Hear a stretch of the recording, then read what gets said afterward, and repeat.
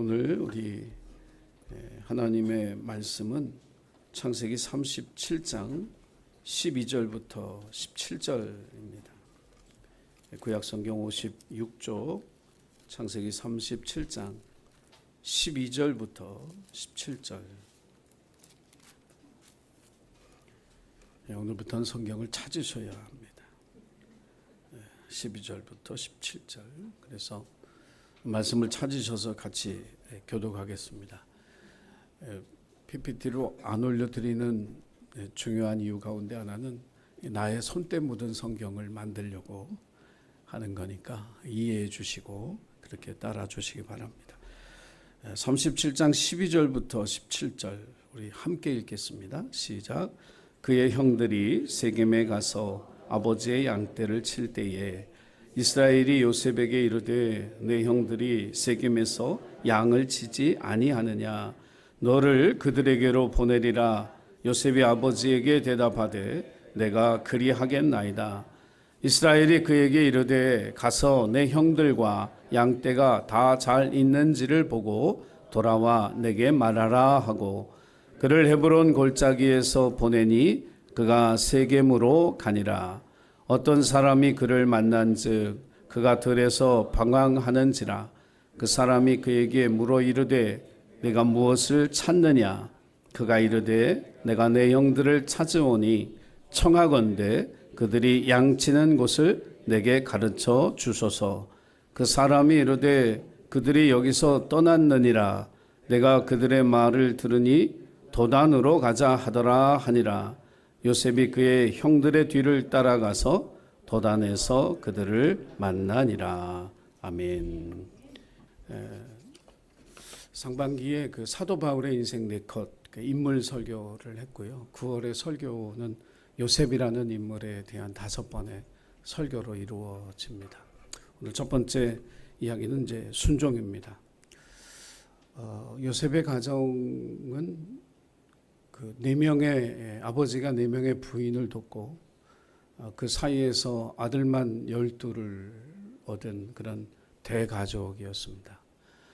아마 요즘은 제 주변에 가장 많은 아이를 낳은 가정이 4아이까지 낳은 그런 분들은 봤습니다만 그 이상은 제가 보지 못한 것 같습니다. 근데 그 전에는 뭐 10남매가 자란 그런 가정도 제가 얘기를 들었는데 이렇게 많은 자녀들 또 뭐 많은 부인들이 있다 보면 그 가정 생활 가운데도 여러 가지 어려움이 있었을 거라는 그런 생각이 듭니다. 저희도 아버님 월남 갔다 오시고 나서 70년에 서울에 이사 왔는데요. 방 한 칸에 아버님이 이제 부대 갔다가 이제 토요일 날 오시면은 아버님, 어머님, 저, 동생 둘 이렇게 5이서 한 방에 잤던 그런 기억이 있습니다. 아마 요즘 젊은 사람들은 한 방에 하나씩인데 한 방에 그렇게 많이 어떻게 살았나 싶을 정도로 한 방에서 그렇게 지냈던 기억이 납니다. 제 친구 중에 은퇴하고 나서 태안에 가서 집을 짓고 사는 친구가 있는데 집을 2층으로 크게 줬어요. 방도 많고. 그래서 이제 그 와이프가 하는 말이 아니 둘이 살 건데 집을 이렇게 크게 지은 이유가 뭐냐 그랬더니 제 친구가 그 자랄 때 아들만 8형제 틈에서 자랐습니다. 10식구가. 그래서 진짜 농담이 아니라 칼잠을 잤대요. 이렇게 형들하고 같이 이렇게 자다 보면 그게 한이 돼서 자기는 대자로 누워서 자야 된다고 집을 크게 줬노라고 하는 그런 친구가 있었습니다. 사실 형제들이 많으면 부대낌도 또 불편함도 많이 있는 게 당연하겠죠. 자, 요셉은 그 집안의 11번째 아들이었습니다. 존재감이 없는 아들이죠. 뭘 먹어도 한참을 기다려야 먹을 수 있는 아이였고 뭘 입어도 뭐 형들이 이렇게 물려 입다가 오는 그런 옷을 입어야 할 아이였는데 아버지가 이 아들을 굉장히 사랑하고 특별히 사랑을 했어요. 그래서 이유는 뭐냐면 엄마가 일찍 세상을 떠나는 바람에 남겨진 2 아들은 내가 돌봐야 되겠다라고 하는 아버지의 마음으로 사랑으로 이제 특별한 대우를 했던 거죠. 안 됐으니까. 그래서 성경에 보면 우리가 아는 것대로 이제 채색 옷을 입혔다라고 하는 말이 있잖아요. 다른 형제들은 뭐 그런 옷이 아닌데 이 아이에게는 이제 채색 옷을 입혔다. 그래서 이걸 영어 성경으로 번역할 때 A coat of many colors라고 번역을 했는데 여러 가지 색깔의 겉옷이다. 근데 이게 번역이 잘못됐어요. 유대인들은 이렇게 색깔 옷이 아니고요. 유대인의 원래 복장이 5가지가 갖춰져야 복장을 다 한 겁니다. 그 첫째가 속옷이고요. 그 다음에 겉옷이고요. 그 다음에 허리띠가 반드시 메어져 있어야 되고, 그 다음에 터반, 모자를 써야 되고, 그 다음에 샌들, 신발을 신어야 됩니다. 이 5가지가 유대인의 정상적인 복장이에요. 근데 이제 속옷은 오늘날 우리가 생각하는 그런 속옷이 아니고, 이 소매가 이 짧은 대신에 이 다리까지 저 발까지 내려오는 이제 긴 통옷이었습니다. 이 속옷이. 그래서 이 속옷을 입고 뭐 하느냐, 이게 속옷이라고 표현해서 그런데 이 옷을 입고 반일을 합니다. 반일. 일을 하려면 이 소매가 이게 짧아야 되게 일을 하기 편하니까 이 옷을 입고 이제 대부분 일을 했는데 요셉의 속옷은 팔이 길었어요. 이게 팔이 길다라고 하는 속옷은 뭐냐면 왕족이거나 높은 신분이 높은 귀족이거나 대제사장, 즉 일을 하지 않는 사람이 입는 속옷이 이 소매가 긴 옷이었거든요. 그러니까 요셉에게 그 옷을 해서 입혀줬어요. 자, 그러면 다른 형들이 생각할 땐 어땠을까요? 이건 뭐야? 우리는 일해야 되고 저놈은 일 안 해도 되고? 형제들 간의 어떤 다툼의 원인이 되도록 아버지가 깊이 살피지 못한 거죠. 그 잘못도 물론 있지만, 근데 형들도 어머니를 일찍 잃은 동생을 향해서 긍휼한 시선, 얼마나 불쌍해. 그래서 아버지가 더 사랑하는 거 그냥 우리가 이해해야지라고 하는 그 마음이 없었던 거예요. 그래서 미워하고 시기하고 질투하고 나중에는 정말 죽이려고 했던 그런 분노의 원인이 되었죠. 특별한 사랑을 받는 게 굉장히 좋은 것 같지만 사실은 특별한 사랑을 받기 때문에 우리가 놓치는 것, 배우지 못하는 것도 있어요. 그러니까 요셉은 아버지의 특별한 사랑을 받았기 때문에 인생의 성장기에서 정말 중요하게 배우고 훈련해야 될 2가지 귀중한 덕목을 놓쳤는데 그 하나가 겸손이고 또 하나가 인내라고 하는 가치였습니다. 기다릴 줄 알고 또 참을 줄 아는 것. 그냥 아버지한테 가서 얘기하면 특별한 사랑을 받으니까 그냥 해주니까. 그러니까 형들을 무시하는 마음이 생긴 거죠. 그래서 형들하고 가서 들에 가서 양을 치다가 형들이 뭘 잘못하면 쪼르륵 아버지한테 와서 고자질을 하는 거예요. 제가 3형제 중에 형이다 보니까 저도 자랄 때 제일 싫었던 게 동생들의 고자질이에요. 형이 이랬어? 엄마, 형이 이랬어. 아버지, 형이 이랬어요. 그거 진짜 싫었거든요. 근데 그런 아이예요. 그러니까 이 겸손하지가 않은 거지. 아버지 백 믿고 그냥 하고 싶은 얘기 다 하고 다 고자질하고 막 이러는 거예요. 어느 날 꿈 얘기한다고 형님들을 다 모아놓고 하더니 내가 꿈을 꿨는데 내가 추수를 하는데 내 볕단이 딱 가운데 딱 섰더니 형들 단이 다 나한테 절하더이다. 이게 제정신이면 할 얘기가 아니잖아요. 거기다가 한 발 더 나갔어요. 하늘에 별이 있는데 그 별들이 나를 보고 절하더이다. 막 이러니까 얘가 철이 전혀 없는 그냥 겸손할 줄 모르는 자기 위치를 모르는 그런 아이. 그래서 여러분 편애라고 하는 것이 결코 좋은 게 아니다. 겸손을 가르치고 인내를 가르쳐야 할 그 기회를 빼앗아 갈 수 있다라고 하는 사실을 저와 여러분이 기억해야 할 줄로 믿습니다. 여러분들은 이제 모든 모임에 가면 특별히 마음에 가는 사람이 있어요. 뭐 의지하고 싶은 언니도 있지만 도와주고 싶은 동생도 이렇게 생기잖아요. 모임에 가다 보면 그런 사람 꼭 있어요. 근데 편애하시면 안 됩니다. 그 사람이 배워야 할 것을 빼앗는 거예요. 그리고 우리의 가정 안에서 자녀들을 사랑하실 때 공평한 사랑을 여러분 나눠줌으로써 가정의 화목함을 이루어 가기를 주의 이름으로 간절히 부탁을 드립니다. 2번째로 이제 이 요셉이 자라면서 오늘 이제 우리가 읽은 말씀이 뭐냐면 이제 아버지 요셉이 어느 날 요셉을 불러서 야, 형들이 세겜에 가서 양을 친다고 한 지가 벌써 한 달쯤 됐는데 형들이 잘 있는지 내가 너무 궁금하니까 네가 가서 그 형들의 안부를 좀 확인하고 오너라. 이런 이제 심부름을 시킨 거예요. 저는 요셉이 거절을 할 거라고 생각을 했어요. 그렇잖아요. 그렇게 교만하고 형들 고자질하는 이 아이가 이 헤브론에서 세겜까지의 거리가 80km란 말이에요. 근데 오늘날에 뭐 도로가 닦여서 80km하고 이 길을 가려면 아마 이렇게 저렇게 돌아서 갔으면 100km 이상 되는 먼 길이거든요. 근데 뭐 버스가 있어요, 뭐 택시가 있어요, 아니면 뭐 나귀가 있어요, 말이 있어요, 아무것도 없지. 걸어가야 되는 건데 여러분 100km 걸어가려면 얼마나 걸릴까요? 자, 우리 박내룡 권사님 계산 나왔습니다. 5일 걸린다 이렇게. 5일쯤 뭐 걸리겠죠. 뭐 제대로 된 어떤 길도 없지. 그렇다고 중간에 뭐 이렇게 쉬고 먹고 하는 이것도 사실 굉장히 힘든 그 길을. 그러니까 왕복 열흘을 어디를 갔다 오라 그러면 여러분 기쁜 마음으로 우리는 다 가죠. 할렐루야. 어저께 청소하라고도 안 오는데 뭐 그 열흘씩 걸어갔다 오라 그러면 오겠어요? 안 오지. 힘들어서 못 와요. 근데 얘가 이상하게 간다 그랬단 말이에요. 간다고. 그것도 형들이 17살이니까 형들이 자기를 좋아하는지 싫어하는지 알아요. 형들이 자기를 미워하는 거 알아. 근데 여러분 가서 뭐 형들하고 반갑게 만나서 사이좋게 지내고 뭐 바베큐라도 좀 굽고 뭐 이러고 오는 게 아니잖아 이게. 가면 형들이 날 별로 좋아하지도 않는데 가서 안부를 알아보고 오라고? 근데 순종했단 말이에요. 신기한 거죠. 이게 뭔가 변화가 일어난 거예요. 여러분 모든 변화에는 그 계기가 있습니다.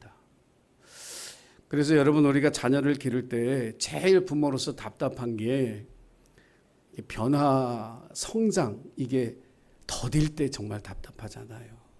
빨리빨리 먹고 빨리빨리 컸으면 좋겠는데 육체와 키는 자라는데 이 또 정신이 안 자라고 마음이 안 자라면 그것도 정말 얼마나 답답하고 힘든 일인지. 근데 요셉을 이렇게 보면서 아이들은 결국은 눈으로 보고 배우는데 눈으로 보고 배우는 부모나 주변에 있는 사람들이 좋은 교사가 되고 좋은 모델이 돼야 그거를 보고 이 아이들에게도 변화가 일어나는구나. 여러분 우리가 답답해하는 그 아이들, 그 사람들 여러분이 삶에 좋은 교과서가 되고 좋은 교사가 되고 좋은 모델이 되면 반드시 변화하게 될 줄로 믿습니다. 요셉이 그렇게 변했거든요. 그 계기가 뭔가 봤더니 꿈 얘기를 하고 이제 형들한테 꿈 얘기하고 아버지까지 불러서 꿈 얘기를 하고 창세기 37장 10절에 보면 아버지가 이 요셉을 야단을 칩니다. 아버지가 그를 꾸짖어요. 그가 그의 꾼 꿈을 아버지와 형들에게 말하며 아버지가 그를 꾸짖고라고 창세기 37장 10절에 기록했습니다. 그러니까 요셉에겐 그게 일종의 충격인 거예요. 자기 말 늘 들어주고 늘 자기 편 들어주던 아버지가 자기를 야단을 치는 거예요. 거기서 깨닫는 거죠. 나도 뭔가 내가 잘못하면 아버지에게 야단 맞는 존재구나. 꾸중을 들을 수 있는 존재구나. 그냥 내가 100%다 받아들여지는 존재가 아니라 뭔가 아버지의 어떤 기준을 넘어섰을 때 그것에 대해서 야단을 맞는 존재라고 하는 사실을 깨닫는 거예요. 무조건 감싸기만 하는 게 능사가 아니죠. 우리가 야단 칠 일이 있으면 야단도 치고 꾸중도 해야 된다라고 하는 거예요. 요즘은 부모님들이 자녀들 야단치는 것도 힘들어요. 그죠? 표정들이 왜 그래요? 참 힘들어요. 부모로서 바른 소리 하기도 힘들어. 그런 시대에. 근데 이거 잘못된 거예요. 야단칠 만한 건 야단 쳐야 된다. 꾸중할 건 꾸중해야 된다는 거예요. 심지어 잠언에 보면 말 안 들으면 등으로 채찍으로 때리라 그랬는데 뭐 그렇게 할 수는 없고 야단칠 일이 있을 때는 야단 쳐야 된다. 그러니까 요셉에게 이것은 하나의 자극이 된 거예요. 아버지가 내가 잘못하니까 야단을 치는구나. 그런데 아버지의 그 다음 태도가 더 중요했어요. 그게 뭐냐면 형들은 꿈 얘기를 듣고 시기하되 아버지는 그 꿈 얘기를 마음에 간직하더라. 마음에 담아두었다는 거예요.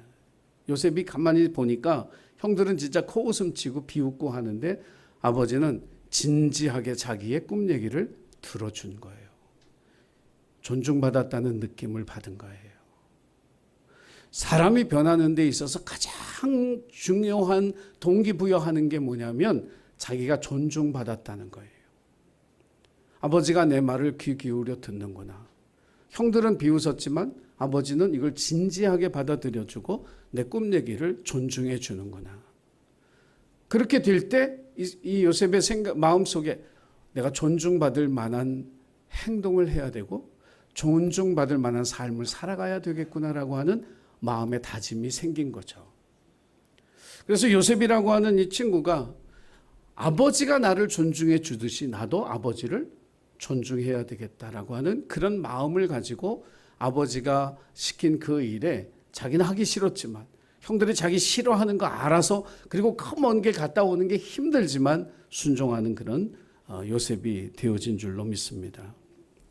여러분 우리가 교회에서 우리 교회학교 아이들 여러분 사랑하시고 또 기도해 주셔서 너무 감사해요. 그런데 때로는 정말 여러분들이 이렇게 꾸중할 일이 있거든 사랑으로 꾸중해 주셔서 그 아이들이 더 바르게 주님 안에 성장할 수 있도록 돕는 그런 좋은 교사로서의 역할도 여러분들이 해 주시기를 바랍니다.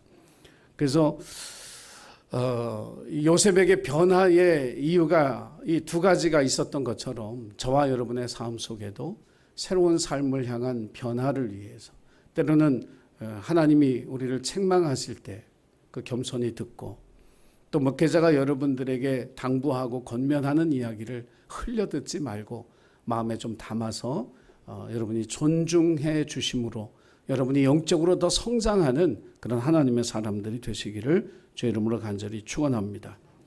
자, 그래서 이제 요셉이 이제 세겜으로 갔습니다. 근데 오늘 본문의 말씀처럼 형들은 거기에 없었습니다. 이제 형들은 일단은 아버지의 마음을 헤아리는 그런 마음이 없었어요. 일단 세겜에 가서 양을 치다가 이제 옮겼는데 옮길 때는 아버지가 염려할 것을 생각하고 사람을 보내서 아버지 우리가 세겜에서 양을 치다가 보니까 이제 풀도 없고 물도 없어서 이제 우리가 풀이 있는 곳으로 찾아 떠납니다. 그러니 걱정하지 마십시오. 모든 부모님들의 소원이죠. 어디 가면 어디 간다 그러고 좀 늦게 오면 늦게 온다 그러고 뭐 좀 얘기해 줬으면 좋겠는데 이 자녀들은 이 요셉의 형들처럼 그냥 하고 싶은 대로 한단 말이에요.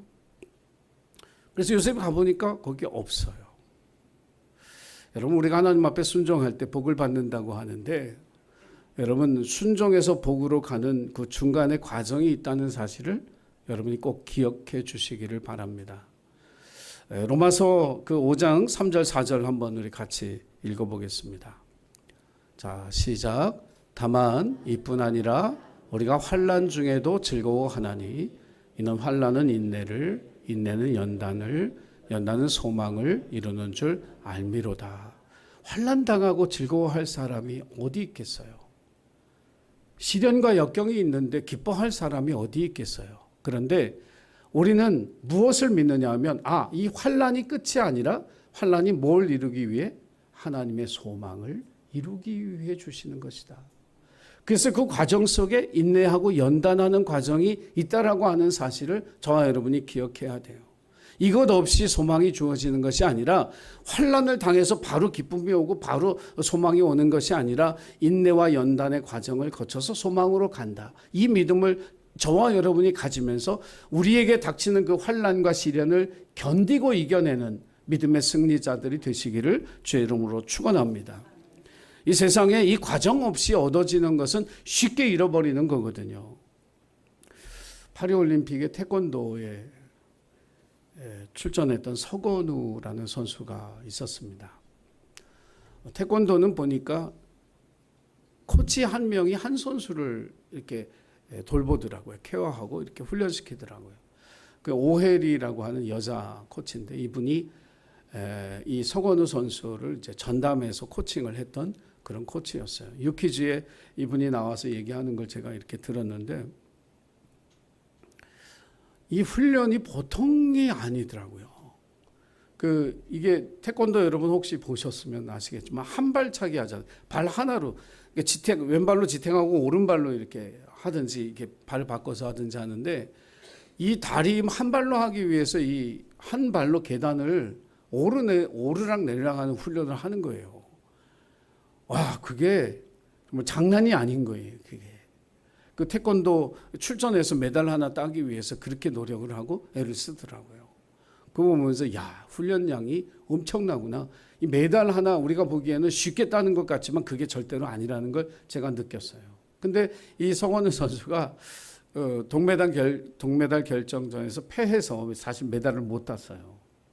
근데 이제 오해리 코치가 하는 얘기는 뭐냐면 메달을 못 따고 이 서 선수가 내려오면서 그 긴 훈련 속에 어느 날 하루 쉬었대요.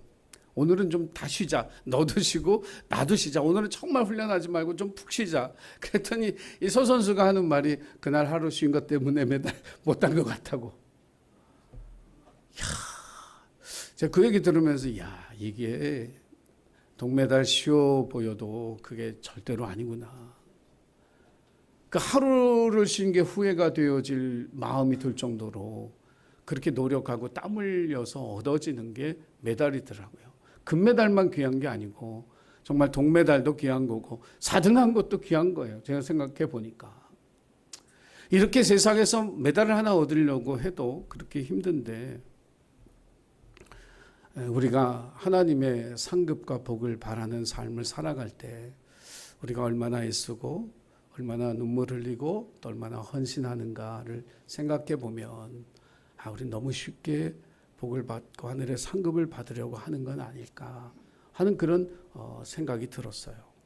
특별히 이 자리에 예배에 참여하고 있는 우리 청년들에게 한 가지 하고 싶은 얘기는 뭐냐면 그 메달리스트들이 메달을 따기 위해 죽을 힘을 다하는 것처럼 여러분의 부모님들이 여러분을 위해 그렇게 죽을 힘을 다해 살고 있다는 것, 죽을 힘을 다해 기도하고 죽을 힘을 다해 눈물 흘리고 있다는 것, 그거 꼭 기억했으면 좋겠어요. 자녀들의 삶이 복을 받게 하기 위해서 부모님들이 쏟아놓는 이 노력과 이 수고를 여러분이 꼭 기억하고 효도하는 청년들 되기를 주의 이름으로 축원합니다. 자, 그래서 세겜에 갔어요. 순종해서 갔으니까 딱 형들이 있어서 딱 만나고 이렇게 안부 확인하고 집으로 딱 돌아와야 이게 뭔가 응답 같잖아요. 순종의 복인 것 같은데 거기 없는 거예요. 예전에 요셉 같으면 집으로 갔죠. 아버지, 형들이 거기 없어요. 그걸로 끝. 근데 요셉은 성장했잖아요. 변했잖아요. 아버지의 마음을 헤아릴 줄 아는 사람이 된 거죠. 내가 여기서 형들의 안부를 확인하지 못하고 돌아가면 아버지는 계속 걱정할 텐데, 계속 궁금해할 텐데, 내가 형들을 만나서 확인을 하고 가야 되겠다. 자녀의 성장 중에 가장 부모를 기쁘게 하는 게 뭐예요? 부모의 마음을 헤아릴 줄 아는 자녀가 되는 거죠. 우리 아버지가 또 우리 어머니가 어떤 생각으로 어떤 마음으로 살아가고 나를 대하는지를 헤아릴 줄 아는 자녀가 되는 거, 그게 정말 부모에게 참 기쁨이거든요. 그래서 이제 그 들판을 헤매기 시작합니다. 여러분, 순종하는 사람에게는 저는 이런 믿음이 있어요. 순종하는 사람은 하나님이 도우신다.